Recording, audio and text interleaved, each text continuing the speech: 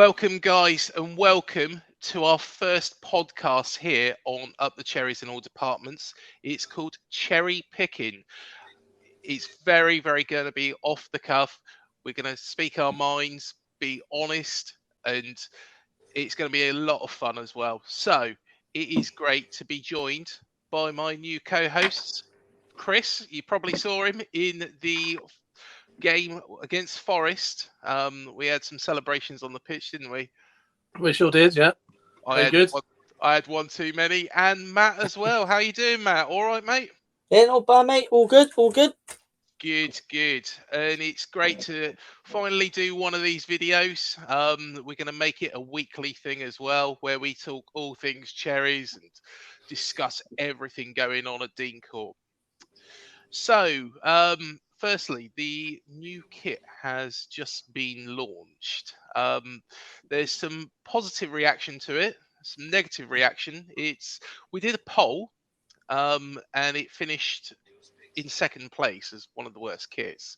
You can probably guess what kit it was behind. What do you make of it? I personally think it's quite nice. I like the groovy design. I think it's a bit different to normal, but I think it's funky, you know. We got to move outside of the just plain red and black stripes occasionally. Yeah. You know. What more can we do with it? That's the thing, is, you know, what are we going to do next? I did think, I don't know if you've ever seen Gremio's shirt in Brazil. And it's blue and black, but then there's the white stripes. And I'd love us to do a variation of that with the yellow stripes. Yeah, we used to have shirts, didn't we, with the old thin white stripe in as well? Yeah. Yeah, they were always quite popular, weren't they? They were classic shirts, you know. But this is a bit outside the box, a bit, you know. I think you're either going to love it or hate it. Yeah, and I think it's a nice shirt. I think it's a lovely shirt. You know, it's different, isn't it? The zigzags. It's still stripes, effectively, but you know, it's different. Should we have a look at some of the other shirts, though, that we put in the poll? And which one should we start with? Should we start with the least popular? And me and you, Matt, were talking about this, and it's a bit of a horrific shirt, isn't it? From 1992. Let's call it the Pizza Hut design shirt. Yeah. Here it is, and it should be on your screen. Wow. It's not very Bournemouth, is it, really? No, not at all. Not at all. It's, there's not a lot you can say about that, is there? Definitely don't like the red arrows. The white arrows, sorry. It's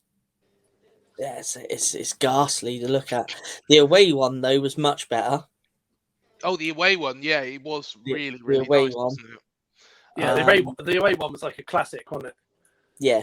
Now, if I remember rightly, I read up a little bit about these kits, and I think they're made by Match Winner. They were Match Winner, yeah. They're Match Winner, weren't they? Because we had a couple of Match Winner kits, didn't we? Now, this one, I believe, was exactly the same as Reading's away strip at the time. I might be wrong. I believe it was a generic template that Match Winner used, because I believe Hull City used the same away strip as what we used. Yeah. I believe it was just generic templates that the brand used. Wow. That's pretty cool. That's how we probably ended up with the white arrows and not the black stripes, because they probably weren't doing black stripe kits at the time. So, and the old poor days when we couldn't afford to do anything, we just had to take someone else's. Yeah, back then. But it's definitely a ghastly one. Let's have a look at that away strip. Look at that. I know it's very, very small, but that's lovely. That is a sexy kit, isn't it? It's different. Yeah. It's purple and turquoise, would you call it? Yeah, purple and purple and turquoise. Matt's even got it there. There it is. Look at that. There it is. Look at that. Very good. It's that beautiful. is That, see, for me, for the away strip, that's great, isn't it? Yeah, most Well, definitely. Me and Matt have been watching football together for a long time. Was that the first season we started going together, or was it the season after? Got a funny feeling it was the season after. Yeah, I think it was the. Oh no, it might have been the season after that. Actually, yeah, it could have been yeah, it was the. Great Escape We had season. Frizzell on the shirts, boy. Then. Yeah, Great Escape season, I think. Yeah, I think that's it. Yeah, 94, 95, something like that. Yeah. Well, we have got a Frizzell shirt coming up actually in a second. And that one was, in fact, it was the first shirt that Eddie Howe wore in Bournemouth colours, and we shall get that coming up on the screen any moment now. What do you guys make of that one? Because I know, Matt, we spoke about it wasn't particularly the most comfy of shirts, was it? No, it definitely wasn't. Now I remember. I don't know if you'll remember, Chris, but those ghastly shirts we used to have to wear at school, those coloured shirts, whatever team you're in when we used to play football. Oh yeah. And how itchy the collar used to be. Well, this whole shirt awful. felt exactly like that. Yeah, it did, didn't it? It was just itchy all the way through, and that was actually the first shirt I ever had. Really? That one, that was the first one I ever had. This shirt just screams out Matt Holland, though, doesn't it? Yeah, Matt Holland. Oh God, yeah, Matt Holland, John Bailey, Steve Jones. Oh yeah, Steve Jones. Yeah, there's many old retro names. Yeah. Mark Morris. Oh, I think definitely. Younger was there by then as well, anyway, in this one. I think Neil Young was there. Jason Brissett tearing down the left wing. Yeah, Russell Beardsmore. So there's a lot of names associated with that shirt. Brings back a lot of memories, that one. Yeah, most definitely. But yeah, it was a bit of a funny feeling shirt to wear. Yeah, I must admit, I used to have to wear a t-shirt underneath it when I was a kid because it just used to itch the hell out of me. Yeah. They were always really, really thick as well, weren't they? These old shirts. And do you prefer the lighter shirts, or they did have more of a? But then again, it was a '90s feel to it, didn't it? I suppose they have changed a lot, but then again, in fairness, when you feel this one, that's not very heavy at all, really, and the material is much nicer than the Lecoq Sportif one you just had on there. So I suppose they have changed a lot over the years, haven't they? The modern day shirts, I feel, were the older ones are actually, I feel, were made slightly better. The newer ones, they're just everything's made to like slim fit nowadays. So it's just, I mean, everything's too tight. You know, in the old days, everything was made a bit more, wasn't so tight and just felt a bit better. Apart from that shirt, which was obviously just made out of like cardboard or something. I found that, with the Mansion ones that we was wearing in the Premier League, a lot of them as well, the transfers come off, and whereas the Exchange and Mart logo, it's well fixed on there, isn't it? Yeah, it's not it's weird to describe it really, because it's more like a rubbery feel, to be honest. Yeah. I mean, you could probably wash that. I mean, for a shirt that's 30 years old, this is in pretty good nick. And I'm sure it's been washed. I mean, I haven't personally worn it yet, but I probably wouldn't fit in it, to be fair. But it's probably had a fair few washes over the years, and the Exchange of March still is probably as strong as the day it was brought. So, I mean, if I remember rightly, Exchange of March was only on the shirt for 1 year, and then I think it switched over to Frizzell, didn't it? Yeah, it did. Yeah, second season. Rightly. Yeah, so, but yeah, it's classic. That classic. The next shirt I wanted to bring up, and to be fair, this finished third in the poll, behind this season's, and also the Pizza Hut design, as we're going to call it from now on, is this one. And to be honest, it looks like a training shirt, really. There it is on the screen now. Watch it.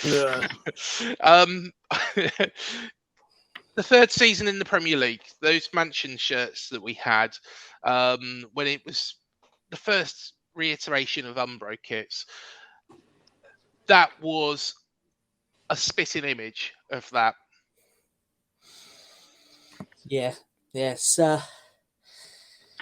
I've never been a fan of the all red shirts, even though during the 80s, I think during the whole of the 80s, we didn't have any red and black shirts, did we? It was all mainly the red tops. But when you look at this one, I mean, I just, for the era, I can remember my dad saying, "Do you want this for Christmas?" Me saying, "Nah, buy me the sky blue one. That is terrible." It just looks like a training top. There's no characteristics about it. It's just bland, isn't it? Yeah, Doesn't excite you. And to be fair, we had one with Cabrini as well, where it was all solid red. Do you mind that design, or it needs to be red and black for me? To be fair, I have got the Cabrini one. Mm-hmm. And I think now, because of the historical moments that happened in the shirt, it's quite a shirt I'm fond of now. Obviously, Big Fletch scoring the winner against Grimsby in it, and then the following season getting promoted in it. So it is a shirt of some significance now, isn't it? Whereas that Born Red one is just it's boring, awful. And the actual team that season was awful as well, if I remember rightly. Like, if you look at that shirt, you don't ever really remember any real standout players from that season, do you? All I remember is Sean Mayer scoring some own goals that season. Sean Mayer, Sean Mayer. And a goalkeeper's getting injured, and Marcus Browning going in goal on a couple of occasions, maybe. Yeah. I mainly would say it was a team, probably a slightly underachieving team. There were some good players in there. I mean, they still had Wader, didn't they? Wade Elliott. Oh yeah, last season maybe with Wader, was it? Or might have been, probably the last season with Wade, and Gareth O'Connor, I believe, was still there. Oh yeah, Gareth O'Connor, so there was some good names in there. I think that was Eddie. Did Eddie come back? I think Eddie came back. That was the season actually that we beat Blackburn on penalties when they were in the Premier League. So that was probably the highlight of that kit. Yeah, I would say that. Yeah, that's just absolutely bang on. Yeah, that was a Worthington Cup game, I suppose, as it was called. Then was it called Worthington Cup or Carling Cup? Yeah, I suppose so. It wasn't the FA Cup, was it? No, it definitely wasn't the FA Cup. No. So that's probably there. That's probably its most glorious moment. And to be fair, that shirt. Let's complete the picture with, of course, this season's shirt. So it's come under so much criticism, and I absolutely love it. It's different, isn't it? It's one of these, isn't it? What can you do with red and black stripes year in, year out? Now, since we've had Umbro, obviously the first two kits we had with Umbro were pretty traditional, weren't they? One year was a round neck, the next year was a V-neck with a little bit more detail on the sleeves and stuff like that. And then they've kind of started to mix it up a little bit, haven't they? I mean, before this one come out, I mean, my two favourites was the year that we unfortunately went down, and the first year we had back in the Championship, because it wasn't just plain old usual red and black stripes. There was a little bit of detail in the stripes, or the two stripes merging into each other. Whereas this sort of, I don't know, how would you describe it? An Aztec-y pattern, or it just breaks up. I mean, last year's shirt, it was just very plain and smart, wasn't it? Whereas this year it gives us a little bit of a bit more style to the shirt, isn't there? I think with the shirt, I think it would look better if it didn't have that particular sponsor on the front. I think the yellow doesn't really match with the stripes. Yeah, that's a fair point. I mean, I've not really noticed that, but I mean, See, I that was believe going to be that my they're next doing. question. Are you going to go for the sponsored or unsponsored kit? Yeah, I was just about to say they're giving us that option this year, aren't they? Yeah. I would probably go with Depends the on gambling sponsor for me. But it's nice because I know there's a lot of fans that don't like the sponsorship on, especially when it's gambling. A lot of fans don't like it, which is fair enough. So at least everyone gets the option of a plain shirt or shirt with sponsor. But for me, I'll probably go with the sponsor. Yeah. So yeah. Yeah. So of course we are preparing ourselves for the 6th Premier League season. We're finally back. There's been a lot of criticism that we're not spending anything, but I don't think we need to. Forest need to spend because, of course, a lot of their players were on loan. They lost Zinchenko. He's gone off to, I believe it was Greece, wasn't it? He's gone off to? Yeah, he's gone to, someone in Greece, yeah. Yeah, Spence looks like he's going to Tottenham. Yet they still go on about that bloody Storm Eunice. That's what the lightning strikes are. That is Storm Eunice, you know. Yeah. But yeah, they keep going on about that. So personally, I think we're doing things the right way. Would you agree, guys? Yeah. I'd say the core of the squad's there, isn't it? It definitely needs a couple of new additions. I still think to mount a good challenge of staying up. Obviously, there's Premier League experience within the squad already. Obviously, when you look at the likes of Lewis Cook, Solanke's been there before. He hasn't really scored any in the Premier League though, which might be a problem. No, I know he had a really good season, and it's whether or not he will deliver again and carry it on into the Premier League is what I'm worried about, maybe. Yeah, which brings me to a point of new faces. I mean, we've obviously got Kiefer Moore, gives you a fantastic option off the bench, which he proved last season, no doubt. Very good, yeah. But do we need another kind of striker in there to maybe keep them two on their toes? Yeah, I would say that is where we do need someone. I would say another striker, and of course centre back needs addressing really. Obviously they've let Cahill go. Nat Phillips seems to be a little bit of talk here and there about him, doesn't there? But apparently that will only be a loan deal again, I believe. To be honest, I don't think that's a bad thing, really, though. Because if we loan Nat Phillips for the season and then stay up, then we can sign him next summer. But the question is will Liverpool want more? I think we need to agree the future fee now, just in case he does have a fantastic season, so we don't get stung by Liverpool again. They like doing that to us. You know, who we had? Brad Smith. We've Jordan had Ibe. Jordan Ibe. Oh, crikey, Jordan Ibe. You know, I think it's fair to say that that was a proper donut. He would take on about 3-4 different players and then decide to go backwards and not. Yeah. But he wouldn't pass the ball. Right. So I think we do need 2 centre-backs. Personally, I come under some stick for this. Chris Metham. Do you think he's really got a future here? I believe he's only got a year left, which makes me think it's worthwhile cashing in for him now. But at the same time, can he do a job in the Premier League? I think I'd let him go.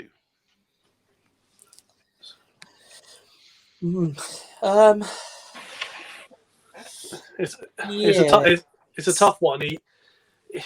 He's young enough to get there, but whether or not he's had enough chances really at the same time. Do you know what I mean? He shows glimpses, and then he'll have like a run of poor performances. You know. Yeah. So I'm undecided. It'd be good as a squad player, but then again, if you get the right offer, I don't know if there is anybody looking at him at the minute. Is there? Or was there any press talk? Can't see people paying much for him if he's out of contract next year. Yeah, I mean, you know, if you get offered a bit of money for him, how much we signed him for? He's from Brentford, wasn't he? I think we paid like 10 or 12 million, didn't we?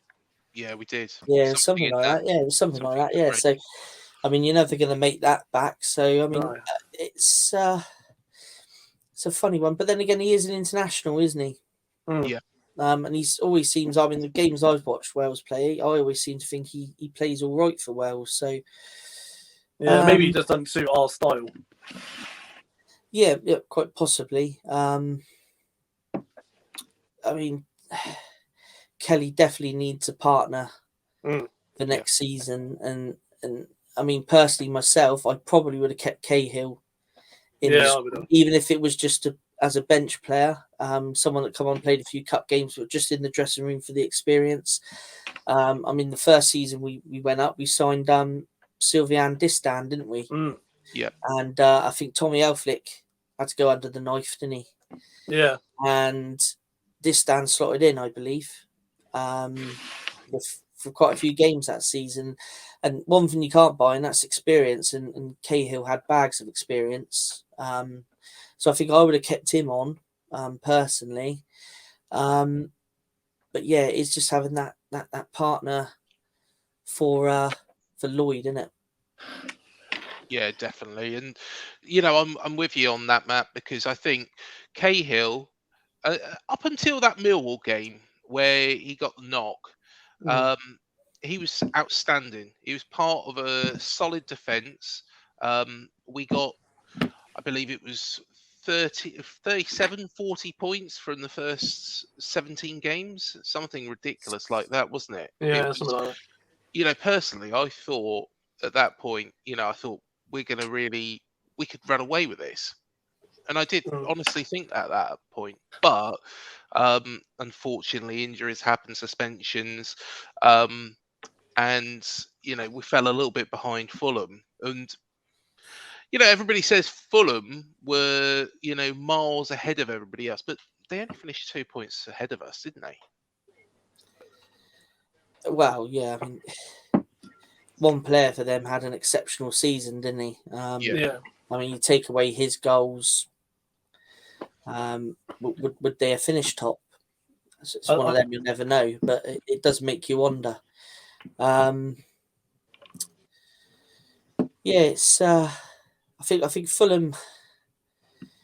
They did have a good squad, in fairness, but then again, when you looked at our squad on paper, we could have won the league, and if it wasn't for that sort of blip that we had after Christmas time, which we I thought all season we sort of struggled to get out of that.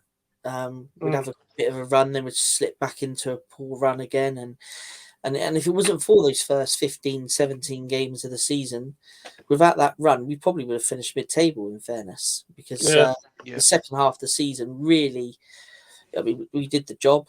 We got the results we needed, but it wasn't really promotion chasing form for the majority of it, was it? Really?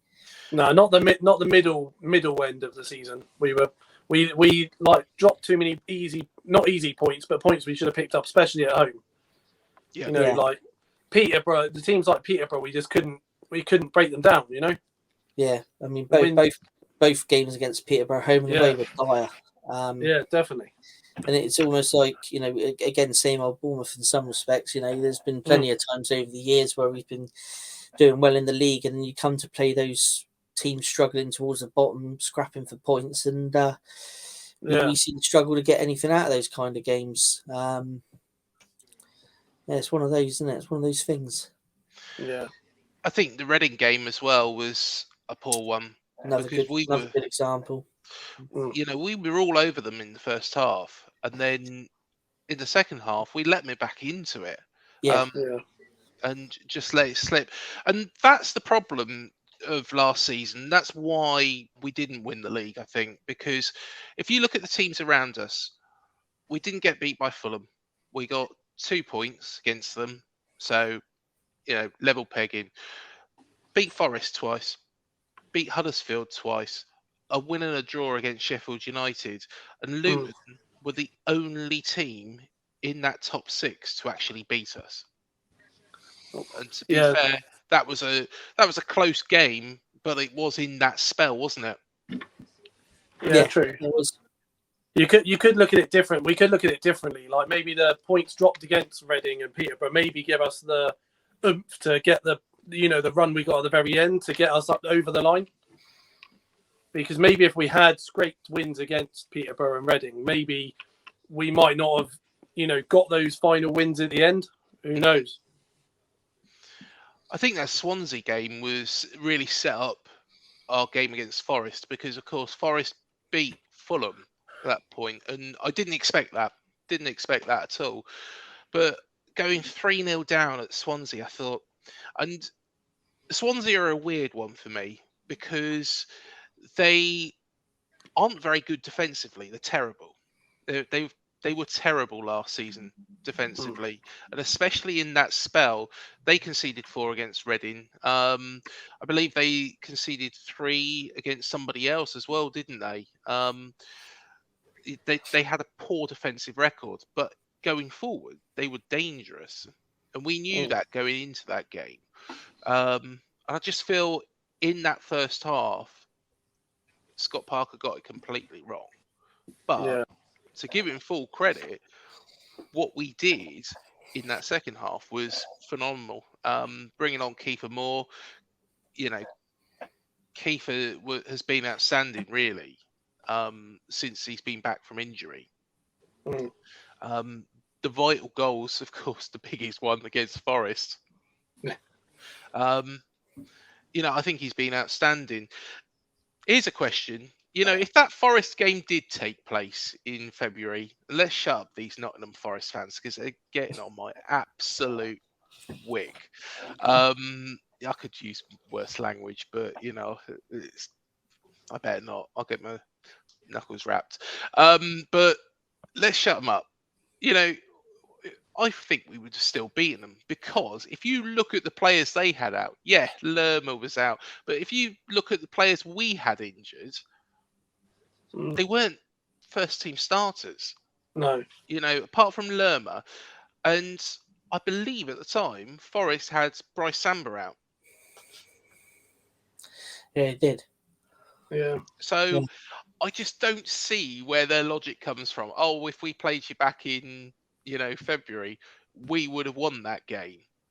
And they were very buoyant, weren't they? Going into that penultimate game of the season, they were like, "We're coming for you. We're coming for you. We're coming for you." Yeah.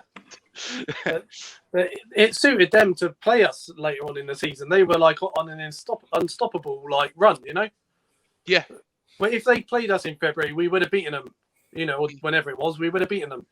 They were probably the favourites going into the game against us when we actually played them. Yeah. On paper, on form.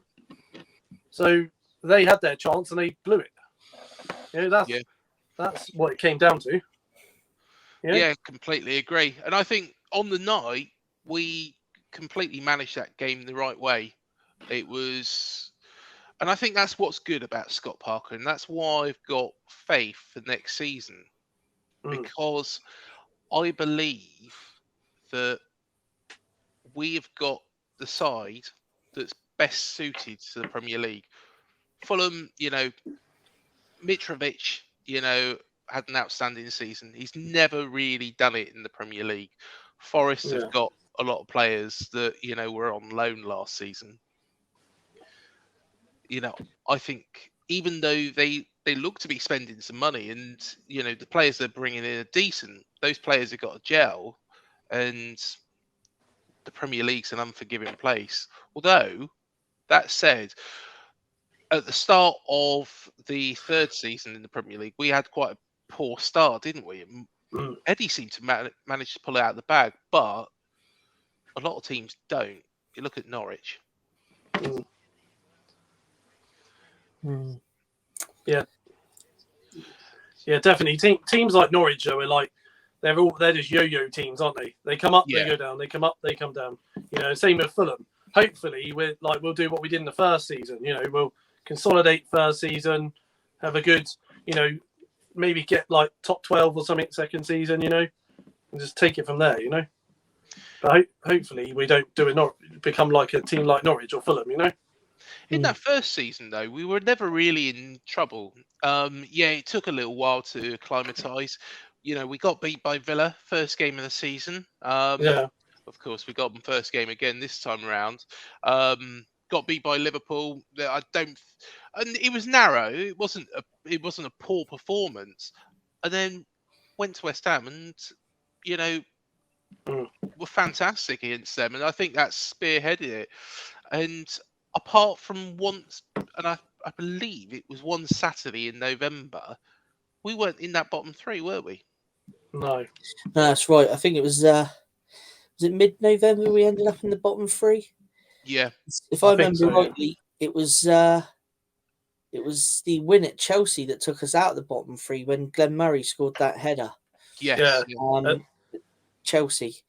And then I think the following week we played United at home and beat them, didn't we? Yeah, the next game. I think the season kind of turned then when we got a few good results like that. And we kind of built on that, I think, if I remember rightly. Because I don't remember being in the bottom three any time after Christmas. No, we weren't. That season. I think we dabbled, but we managed to hold on there. I think there's 3 worse teams than us next season, which is a good thing. I'm positive about that. Let's open something else up and a can of worms. Going into next season, and let's look at one of the teams, Everton. Considering what's happened with Derby, should they get a points deduction?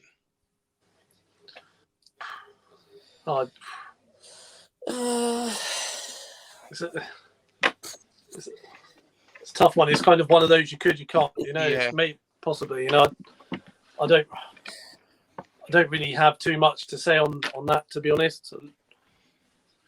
The Premier League don't tend to like giving them out, do they? But no. I think the only one is Portsmouth. Back quite a few seasons ago, I think it was 2009. They got, I think it was a 9-point deduction.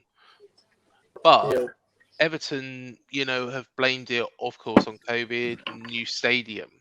But I think it's about 330 million. And, considering what's happened with Derby, would you not think that maybe that might be something? Possibly, but I think then you end up with possibility where they could end up in just free fall. You don't really want football teams to end up in, imagine if Everton went down, then went down, then went down, Yeah. It's just, I don't know. I don't really believe too much in point deductions. It just kills teams off. We've been there. We almost got relegated from it. We were lucky to stay up, It's just, I'm not a big fan of point deductions. We've been there, seen it, done it. Didn't like it then, don't like it now, really. Surely there's got to be a better way of managing this, though, because of course like you say, we've been there. The -17 season, which, to be honest, I think was terrible what they did to us. And Luton, 30 points that season. There was no way they were ever going to come back from that. No, it's awful. I mean, I agree with what Chris is saying. Points deductions ain't something that I like to particularly see. Like I say, it nearly killed us, didn't it? Yeah. Then when you look at Luton, 30 points, and where do you start with -30 points? You're facing going down straight away, aren't you? Even with -17 points, that is a massive catch up. So, with the Everton side of things, has any of this actually been proven, or is this still all talk? It's a lot of it. It's all still talk, really, at the moment. But this is the thing. Unless there was any hardcore evidence that this is the case, then yeah, the Premier League should look into it. And is it a case that they, rather than penalise them with points, they penalise them with TV revenue?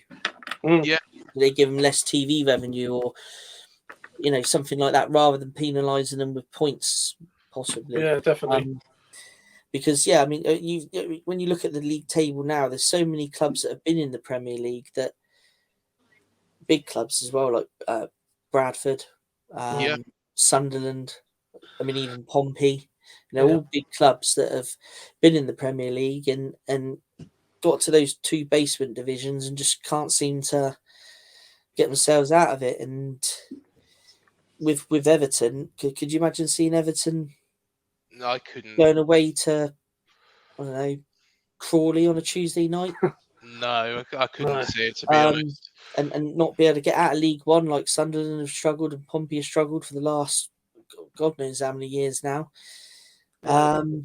So it's definitely, if they're proven guilty and there is financial irregularities like they're trying to say there has been, then they should look at it. But maybe start punishing, because I mean the points thing again only punishes the fans directly as well. Yeah. And it's not always the fans' fault. Well, it's not the fans' fault at all, is it? That there's these issues. So the Premier League should look at it, but look at it penalising the clubs in different ways to the way the EFL have done over the years, I would say. Look at what happened with Derby last season, and I think, again, it's a situation where somebody's, and I get the idea that they had a great time under Mel Morris trying to push towards the Premier League, but they ultimately failed, and those fans were not responsible for spending all that money, like we weren't for when we had our problems. And they find themselves in League One. Thankfully they've been saved, but there could have been these, if a local businessman didn't come along, they could have been in all sorts of trouble. Well, let's be honest, if he didn't come along, the best thing they could have hoped for was to just stay in business. The worst thing is they disappear. And there's been a situation, of course, at another ex-Premier League side, in Oldham Athletic. They're not even in the league anymore. And again, it's these dodgy owners and actually making sure that it is sorted, before they even take the reins. And the EFL have to have a little bit more control over that. But let's get it back to ourselves. And actually, let's speak about that season. So, -17, started the season with Kevin Bond. Then, as we all know, Jimmy Quinn. And we've had some discussions about this, haven't we, Chris and Matt? Yeah. We've all had some discussions about this. Jimmy Quinn, he's got to go down as probably the worst Bournemouth manager in history. Would you say he was worse than Groves? For me, yeah. Yeah. Two totally different times, wasn't it? But for me, Jimmy Quinn. I must admit, the only time I ever left a Bournemouth match early was when I think it was Boxing Day or New Year's Day, when we played Barnet at home, and we were 2-0 down, and I left the game early for the first time I ever did that, and last time I ever did that. But I think that might have been his last game actually as well. But God, it was dire under Jimmy Quinn. Was that just after Blythe Spartans as well? I think it was like a month after or something, or 3 weeks later, something like that. Yeah, so I think it was just before New Year, that, Chris, wasn't it? Because I think it might have been Boxing Day. Yeah, it might have been the Boxing Day one, wasn't it? Yeah, I think so. But it was awful. Because the Blythe Spartans. Both of those Blythe Spartan games were awful. That was the home one was dire. As for the away one, well. Jimmy Quinn. There was no characteristics about the guy really for me. I mean, I don't know if either of you read Darren Addington's book. No, I haven't, to be honest. And he says in there about how his man management skills was probably really old fashioned. I think I can't quote it for exact, but if you read that, it does give you a bit of an eye opener on Quinn, and really? The reason why he retired mid season. Yeah, because he fell out of love with the game, partly through the way he was being managed by Quinn. It's I can remember when he come in, and he said in an interview that how they had to play more direct and take their chances in front of goal, and then a couple of games into his reign, you're thinking this is probably worse than what Bondy was doing. When you look at Kevin Bond, I mean, without those point deductions the previous year, with the results we were having, we probably could have put a playoff surge on at the end, because I think the results towards the end of that season, before we had the -17, and before, what did they deduct us that year?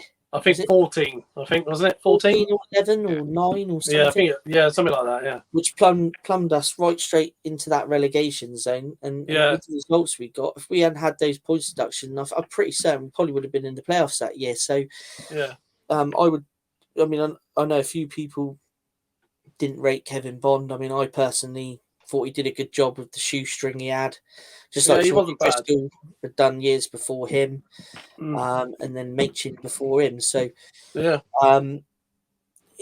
kind of carried on a trend, Kevin Bond, considering what the two previous had done. And then you get Quinn in, and it's just nothing about. Yeah, Groves or Quinn, 100% Quinn for me. Yeah. When you put it like that, it's got to be Quinn. Yeah. Groves wasn't particularly very good. And it showed, that when Eddie come back, how he dragged that team from the relegation zone in League One, into the Championship. It showed that, Groves didn't do a good job. However, Quinn's mismanagement. Do you believe the rumours about him walking the dog around the training ground? Yeah. Probably. Yeah, I would say, would that shock me? No. No. Well, it's honestly, I don't think he's ever had to get a job in football since, has he? No. If he has, it's low down in the leagues. I mean, I remember he was in charge at Cambridge United with Jason Tyndall. Tyndall was his assistant. And I went to the playoff final, and they were playing Exeter. And that day I was sat there watching, thinking, how on earth have these got into the playoffs? Because Exeter just battered them. And then you realise he's coming to Bournemouth, and you're like, oh God, I've seen him manage Cambridge, and they weren't impressive. And you're thinking, you're rock bottom of the Football League here with Luton, and now you're bringing him in. Have we got any hope? But obviously the miracle happened, didn't it? So, believe it did get one. Believe it or not, he did get one team promoted. Was that Reading? No. Swindon? No. Lower down than that. He managed to win a playoff final with Shrewsbury Town against Aldershot. Town, yeah, I forgot he managed that. Wow. Yeah. Against Aldershot. So, well, at least he's won something. Yeah, one thing, but cracking striker though. Yeah, good striker. Yeah, and, very good striker. One thing my old man always says, Jimmy Quinn was a fantastic striker. Yeah. Knew where the goal was, didn't he? Yeah. He just wasn't very good at organising everything else once he got into the manager's job. I don't think we'll ever see him back in management, though, so there's nothing to worry about on that front. But let's have a look at, this season coming up. Is there any games in particular and any teams in there that you think, right, okay, we can get 6 points against them, beat them home and away? Personally, I've got one to mind, and believe it or not, it's not one of the promoted teams. Was it Southampton? It's not Southampton. The one that I'm 100% sure will beat home and away, Leeds. Oh, yeah. Yeah. I think Jesse March, I think they have got all sorts of problems there. So, of course, Rafinha looks like he's going. Also, Phillips has left. He's gone to Man City. So, they've got some money that's come in, but I just can't see. And I just don't think Jesse March looks like a particularly good manager. Yeah, fair enough. Yeah, I can see that. They were looked dire all season last year, didn't they? Yeah. I think they got lucky as well with staying up, Leeds, Mm. didn't they? I think if Burnley had one of their seasons where they just seemed to grind a result out of nothing, they probably would have ended up going down, Leeds, to be fair. Mm. But yeah, that's. I mean, they're being weakened, aren't they? I mean, losing Kevin Phillips, massive hitter. Yeah. You know, he runs that midfield from, doesn't he? Controls the midfield. So that's a big one. I mean, I know they've signed a replacement, an American international from, is it Leipzig in Yeah. Germany, Yeah. I believe it Bundesliga? is.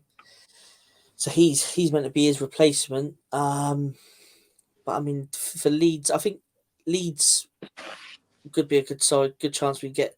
I'd say at least 4 points off. Yeah. Yeah. I think. The other one for me is personally is Brentford. Yeah. I think they might suffer with that dreaded second season syndrome.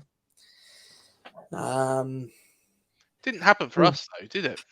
No, I mean that was our best season. Yeah. I mean, It was wasn't brilliant. I mean, Yeah. it's but just for me. I just think that Thomas Frank may have run his course there now. Depends if they lose any players over the summer as well, and depends on what they bring in. I mean, is Ericsson meant to be going to United, isn't he? Or That is the rumour at the moment, isn't it? so? I mean, He's left them though, hasn't he? is he left now? Is he? Yeah. Yeah, he's out of contract. Yeah, he's gone, I think. So, Yeah. I mean, was Ivan Toney so prolific in the Premier League as some people thought he was going to be? No, I don't think so. No, I mean, will defences have him sussed out this season? Quite possibly. So, I think for me, Leeds, Brentford. I'm going to say it. I think maybe Saints will struggle. Yeah. This coming season.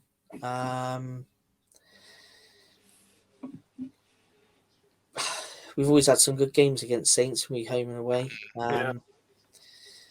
There's been some good results. I mean, we could go to St Mary's again and get 3 points. I think next season. Yeah. Well, we did that in the season when we were relegated. And to be fair, actually, that bring me on to the next point. But we'll discuss Saints this season. You know what we think they're going to do. But of course, that season we won 3-1 up there, didn't we? Yeah. It was a great atmosphere that night. It just at that stage of the season, it looked like everything was falling in place for Bournemouth to have a real good season. And Saints didn't look very good at all. I'm not too sure if that was on either side of a hammering from Leicester City, wasn't it? Was it before? They or always get hammered by Leicester City. You know, isn't it something ridiculous like 9-1 or something? They got hammered at home. 9-0, wasn't it? Or something. 9-0, was it? Yeah, I think it was 9-0. It was 9-0, but I don't know. I don't think it was. I think that was like a month after we played, or a month before we played them. Oh, was it? Yeah, it wasn't quite around the same time. Right. Okay. But yeah, I also think we might get 6 points against Southampton. Not because I don't particularly dislike Southampton, but I don't think their manager's really got. He hasn't really got them going anymore. And I just think I can see us beating them both home and away. And I can see us also Fulham. I don't really think they pose much of a threat. No. I don't. I think we beat them home and away. And I also think maybe Leeds, I tell you what, if Mitrovic doesn't, hit the ground running, Fulham are in trouble. And I honestly mean that. I think they're really in trouble. And Forest is, a real gamble at the moment because we don't know how these players are going to all gel together. There's been let's look at Fulham. Fulham spent, nearly 100 million, didn't they? The last time they were in there, and look at where it got them. Yeah. So it shows that spending lots of money, doesn't guarantee success. And to be fair, we didn't spend over the odds in the Premier League. Some people might say, "Yep, we've got a small ground," but at the same time, we didn't spend over the odds, really, did we? No, we didn't spend over the odds, but I think a few of our transfer windows weren't that great in the Premier League. If you took out like Ake, I think a few of the windows weren't that good. Yeah. You know, would you agree or not? I'd say that's a fair comment. Yeah. If you look at signings that we did make, I mean, like a Brad Smith, for example. I think we paid something like what did we pay for him? Like 8.5 million or something, was it? Yeah, something like that with add-ons. Yeah. He materialised to not really much. I mean, he could never dislodge Daniels from left back. I mean, he went out on loan to. I think he had a successful spell in America in the MLS with Seattle, didn't he? But in terms of here, they could never seem to settle in. We spent so much money on people like Ibe, Mousse. Yeah, Mousse, another one. Do you know what I mean? And when we had potential, I think with Mousse, I think he had the potential. I think he probably needed more game time to. Yeah, I think he had potential. I think maybe it was his attitude, because I think that seems to be his problem since he left us. Maybe, but when you've got the likes of King and Wilson ahead of you, I mean, I think that's where Solanke struggled when he first come in. Because you can obviously see Solanke was a good player. Yes, he wasn't scoring, but what he did off the ball and what he did with the ball, he's a good player. Very good player, yeah. But when you've got the likes of King and Wilson ahead of you, it does make things a little bit difficult. I mean, what he's learned in the last 2 seasons being in the Championship, he's been his own man. He has been the man at the top. And both seasons he's improved. So what I'm with Solanke, if we just talk about him for a second, what I'm hoping with him is to see that he continues with that goal scoring trend that he's had the last 2 seasons. Yeah, I hope so. Yeah, his game has improved. Like even he was great the season we missed out in the playoffs, but he was amazing last season. You know, even the improvement just on those 2 seasons was unreal. You know, just as an all-round game. You know. Yeah. So some people say he was a bad buy in the Premier League. Well, I wouldn't say he was. No, I don't think he was a bad buy. I think he just didn't. I think because of the transfer fee, I think a lot of people expected a bit more when he was in the Premier League. Yeah, because of the fee. Yeah. I mean, that's one thing Liverpool have been great, especially with Bournemouth. When they've seen Bournemouth come in, they see a good deal, don't they? They always seem whack to another 10 million on top. Managed to get a good deal out of Bournemouth. But I mean, you can't class signing of Solanke in the same No, definitely as like a Brad Smith or an Ibe. I think the only good signings we had in the Premier League, realistically, was probably Ake, Lerma, Solanke, and Brooks. And to be honest with you, even a Phobie to a certain degree, because he had a good spell of Phobie for a little while. You know? Yeah. Yeah. But definitely. I think the rest of them that he signed, I don't really think were much. Ramsdale, obviously, but I don't think the rest of them were much. Yeah. To be honest, and that loan signing of Iturbe or whatever his name is, I don't know what that was about. Some kind of. I think if I remember rightly, with him, didn't he come on loan from Roma? Yeah. Yeah. And was he described as the next Messi? Yeah. Yeah. Yeah. And I don't think we really saw much of him, did we? No, I never understood it afterwards. That one. Yeah, that was. We paid like 4 million to have him on loan. Oh, did we? Yeah, there's like a lot of money involved in that loan for 6 months. Yes. It was like the Riquelme loan, wasn't it? That a lot of promise was made there, and I don't think he really delivered on that at all. No, but at least he was really young and he actually showed glimpses, especially in the cup. Yeah, he looked good in the cup. But Iturbe only played, I think, about 70 minutes altogether. Yeah.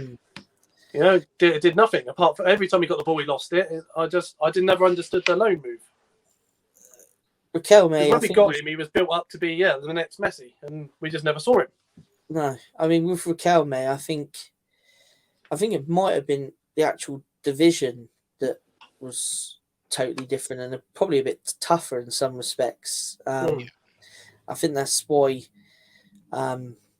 he may not have settled in. I mean, maybe if we'd seen him in the Premier League, it might have been different. Yeah, definitely. For me, I mean, when you look at David Brooks, the first season we were back in the Championship, watching him play, I always thought he's more suited to playing in the Premier League. I think it true. suits play a lot better. So with Brooksy coming back this season, that for me will hopefully be like a new signing. Because I just think the way he plays is just perfect for the Premier. Yeah, definitely. One thing as well, and I did touch on it slightly. So that season where we beat Southampton at St Mary's, we got off to a fantastic start, and then it just slipped back a little bit. But I think had COVID not happened, we would have stayed up that season, because just before that we drew 2 against Chelsea, and we went up to Liverpool, and we went 1-0 up in that game, didn't we? Through Callum Wilson, and got pegged back. Of course, as soon as we come back and Project Restart, it was a little bit all over the place. If COVID hadn't happened, surely. But then again, there was so much against us that year, wasn't there? There was Hawkeye. Oh God, don't mention that fucking Burnley game. I'll swear now. Loads went against us that season. The Southampton game where was it a Southampton game? Surridge had a goal disallowed. Yeah. Was it? Yeah, it was Southampton, wasn't it? And that was a perfectly good goal. Then was it Tottenham at home that Wilson had an overhead kick disallowed because apparently it brushed past King's hand. Yeah. Yeah, Nyland carried the ball over the line for Villa and it wasn't given as a goal. Do you know what I mean? It was, loads went against us then. But we were pretty poor, to be honest, when we restarted. Yeah, we were. For the first few games. That Newcastle game really sticks out to me because I don't think Newcastle were particularly good. And we also got hammered against Crystal Palace, didn't we? I think that was the first game after the restart, wasn't it, Palace? Yeah. And we come out and we just didn't look like... Well, we were definitely nowhere near as prepared as what Palace were. Yeah. So I think that was the first game BBC had ever shown live on. It was Premier League game, wasn't it? Yeah, it was. I think so. It was all exciting, thinking, first time BBC have shown a live game, and Bournemouth should hopefully get a decent result. And we come out, we just didn't turn up at all. And I think watching that game, I can remember exactly watching that and thinking then, with the games we had coming up, it was going to be a struggle. Definitely was going to be a struggle. Let's look at VAR though, because of course we got that to contend with next season, and I've never been a fan of it. I just think it ruins the whole flow of the game. Of course, we had that situation against Burnley where we equalised, and because of something. And how long actually elapsed for that decision to be pulled back? Because I think it was about 2-3 minutes, wasn't it? Yeah, something like that. About 2 minutes. Yeah, minute 30, something like that. Which one was this? When we scored and then they gave it back and gave a penalty against us. Yeah, it was a couple of minutes. Yeah. And you think it surely, it's got to be instantaneous, doesn't it? But then again, would the referee be playing into the other team's hands if he just stopped the game? I personally hate VAR. I think fans can't celebrate goals anymore because they're worried it's going to be disallowed. It's awful. I did see briefly the other day. There's this new VAR technology going in at the World Cup, isn't there? That's meant to be absolutely bang on and an instant decision and all this. I didn't really know much about it, but I know it's a lot different than what we've got in the Premier League. So I don't know if that's a success at the World Cup, whether it gets introduced into the league. So I don't know, but I know there's a new system that they'll be doing at the World Cup. It's one of those, isn't it? People were screaming out for it for years and years and years. These referees need help. They're only human. This, that, and the other. And then we get it, and we're still not happy with it, are we? it's one of them. It's. I think maybe it just needs time to evolve and technology get better.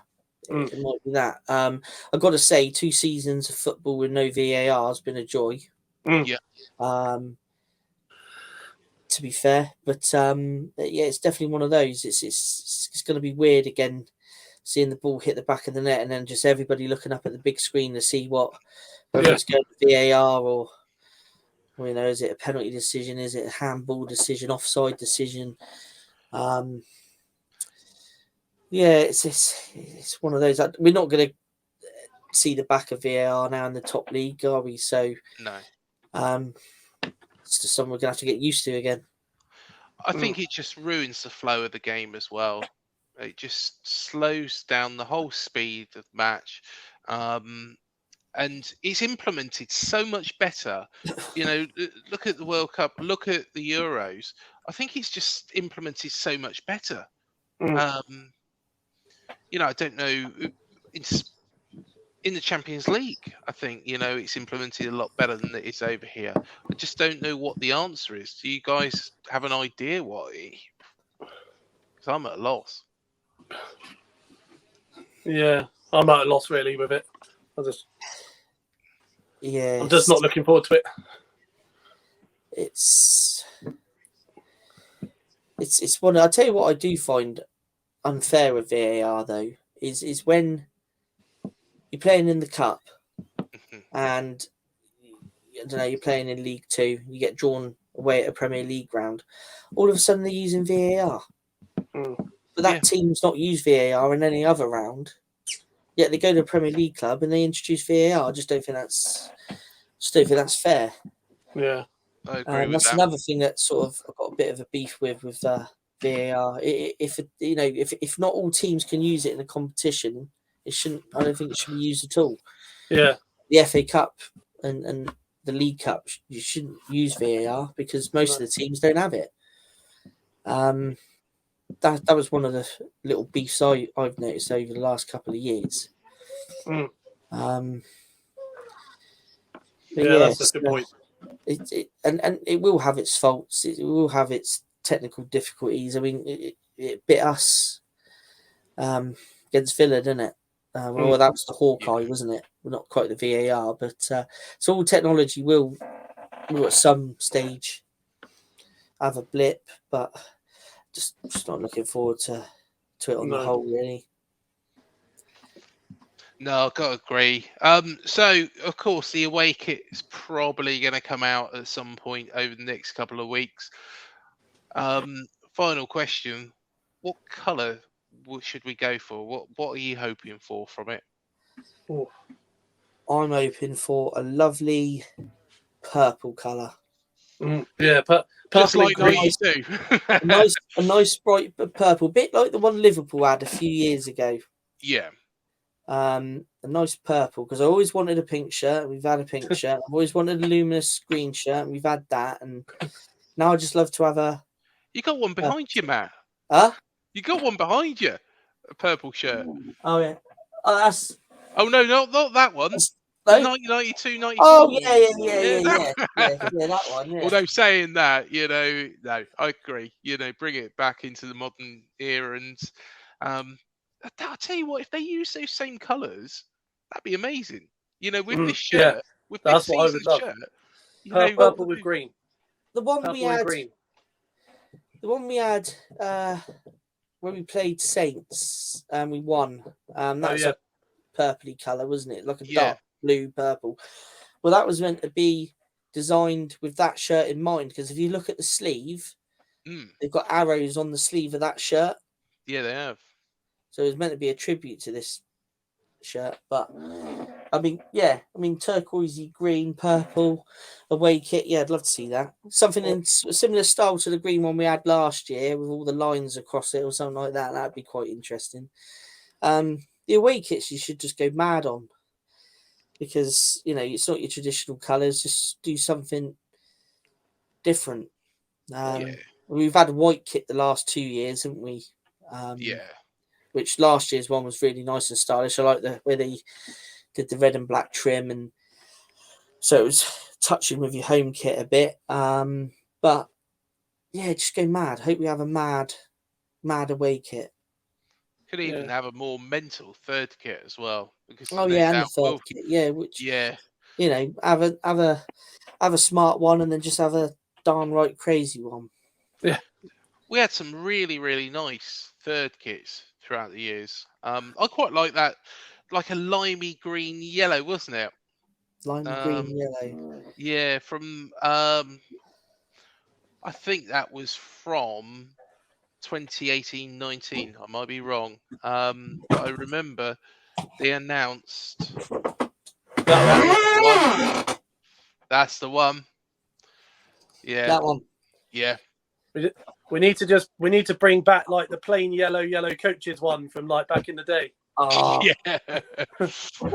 First away kit I ever had was the yellow. We need to bring that back. That'd be amazing. Something like that. Yeah, I mean that's one thing that they probably should look at is they did a little range a little while ago of the 80s shirts, but maybe they should look at a retro line, because you know they could reproduce that as a retro and the yellow coaches one, and you know some of the classic home shirts, you know, from over the years, like the Wembley shirt, stuff like that. And I think they're missing a little bit in the market there in terms of retro shirts, because everything is retro now. I mean, you go to the England games, and like you look at them on TV, you look at the crowd, a lot of them have got all the retro shirts on. So I mean, retro shirts is big business at the minute, and I think the club could make a bit of money and do a decent line on some of the retro lines. Yeah, most definitely. Yeah, most definitely. You know, to be honest, I'd love one of those kits. You know, the purple, the green, the blue, that sort of style. No doubt they'll bring back the Pizza Hut kit. In fact, I do. You know, I remember seeing there is like a range of phone cases and mugs, isn't there, with the Pizza Hut kit on there? Yeah. I think it's earmarked, isn't it? Yeah. It's I have seen that they do everything: golf towels, mugs, with all the retro stuff on. Yeah, that's a great range. That is. I think you can access that through the club website. I think on our Superstore they've got a link to that range, and just get some of those shirts back in the club shop. Would be great. Yeah, most definitely. Well, thank you guys. Can I add one thing on before? Chris. Sorry, has anybody seen where Brett Pitman's gone? Yeah, yes, AFC Portchester, isn't it? Yeah, AFC Portchester in the Wessex Premier League. He's going to absolutely tear it up in that division. I think he scored the other day, didn't he, against Dorchester? Yeah, he scored the winner there. He scored 2 in midweek. He's going to score about 30 goals in that league. Yeah, easily, isn't he? Yeah, what level are they on? Wessex Premier League. They're like they're about 8 leagues below the National League. Yeah. Oh, he's going to have a field day, isn't he? He's either going to score tons or someone's going to break his legs because they'll want to kick him about. Because it's just builders and scaffolders that play in those leagues. Do you know why he's actually gone there, Chris? Is because I mean he's only 34, isn't he? I mean, I know. He could still do a job. You know, panorama. He'd do a job in that league definitely. I think he played in a friendly for like Portsmouth Legends against Rangers Legends at Portchester Stadium, and I think basically like something to do with the chairman there just got him. They've somehow got him there. I don't know what's involved, but it's a hell of a signing for the Wessex League, you know. But I know he's doing coaching with AFC Bournemouth, so he's just taken up a coaching job at AFC Bournemouth. So he's just playing for them now as like I guess he's doing it for free. I would have thought, you know. So he's combining the two then, by the looks of it. Yeah, but he'll score so many goals in that division. Oh, yeah. Unbelievable. Oh, he's going to destroy it, isn't he? Yeah. No if he doubt doesn't score 30 goals, he's done something wrong, you know? Can you imagine if you manage guiding them through the leagues? Well, I watch New Milton, don't I? And they quite often draw Portchester in the cup. If he comes down here, he'll put about 10 past New Milton. Do you know what I mean? But there we go. No, it's been an absolute pleasure, guys, doing the first podcast, and I'm sure you're going to be back next week, aren't you, guys? Yeah. Yeah, Most awesome definitely. stuff. So yeah, please do remember to hit the like, the subscribe, and the bell button below to be alerted to all the new videos we do. Do let us know any comments or any questions that you might have for us on this channel, and also do get involved in any polls that we do put up as well. And yeah, do check out Dorset Pickers as well. Little plug there. Yeah. Little plug. No, he's got it everywhere. He's got it on the wall. He's got it on the shirt, hasn't he? You know, on the cap. Fair play, mate. Fair play. Got to be done. Yeah. Good range of WWE figures and retro games. You know, to be honest, my Mega Drive died a death years ago, but you know, I did look at them. I've got the mini one now hacked, so. But like I say, guys, you know, absolute pleasure. You know, looking forward to the new season and looking forward to doing another one of these next week, where no doubt we'll discuss more topics, including. Go on, Matt. You announce it. What are we going to pick next week? Do you know what? I forgot. We was only talking about it yesterday. The AFC Bournemouth worst 11. That's it. Oh, yes. very Yes. good. The worst Yes. 11. And you know what? I'll even get it on the screen, and we can put the players on there as well in the right positions. We already know who the manager is, don't we? Do we do our own worst 11, or do we have to agree on their worst 11? We'll I do it reckon- combined, I think. Yeah. I reckon maybe do your own and then we combined it. Okay, cool. Yeah, sounds a good shout. That. It'd be interesting to see yours, Chris, because I wonder how close it'd be to mine. Yeah, cool. Yeah, definitely. Yeah. But yeah, I think we've all agreed on the manager for this worst 11 team as well. So not very super Jimmy Quinn. Yeah, Sorry, Jimmy. I've got one in there, Chris, and you cry your eyes out. David Town. Huh? David Town. No. No, I didn't think of that one actually. That's a Better not be Brett Pittman. No, definitely not. Definitely not. Good. All right, guys. Well, it's been an absolute pleasure, and look cheers, forward guys. to seeing you next week. And you, see you guys. All right, cheers, See you guys. later. See ya. Bye.